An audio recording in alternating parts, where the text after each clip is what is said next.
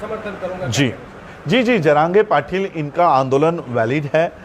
उनकी जो बातें उन्होंने रखी है वो खुद इस विषय में बहुत माहिर है। मेरी उनसे 1 से 1.5 घंटा चर्चा चली है। उन्हें एक एक बारकाई पूरी तरह से उनको पता है, और इसलिए मेरा ये कहना है कि वही मराठा जब कोंकण में आता है तो वो रिजर्वेशन के लिए वैलिड है, वही मराठा जब विदर्भ में है तो उसे भी रिजर्वेशन मिल रहा है, लेकिन जो मराठा मराठवाड़ा में जाता है तो वो केवल रिजर्वेशन से बाहर है। और इसलिए ऐसे हालात में हम लोगों को केवल बाबा साहब के परिवार का या वंशज होने के नाते नहीं, भारत के और महाराष्ट्र के लोगों को जरांगे पाटिल को मजबूत करना होगा, उनको उनके हाथ मजबूत करने होंगे, उनके आंदोलन में शामिल होना होगा।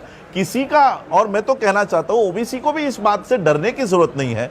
मैं तो कहता हूं कि एक इस देश में कास्ट वाइज सेंसस के लिए गवर्नमेंट ने पहल करनी चाहिए। अगर गवर्नमेंट भारत सरकार नहीं कर रही तो महाराष्ट्र में कास्ट वाइज सेंसस होना चाहिए। जो इन ओबीसी को डर है कि हमारा रिप्रेजेंटेशन कम हो जाएगा, ये किसी का रिप्रेजेंटेशन कम नहीं होगा, बल्कि ओबीसी को भी पता चल जाएगा कि उनका रिप्रेजेंटेशन खा कौन रहा है, एससी का रिप्रेजेंटेशन खा कौन रहा है, हमारे रिजर्व सीट्स पर कौन सबसे ज्यादा ये रिप्रेजेंट कर रहे हैं।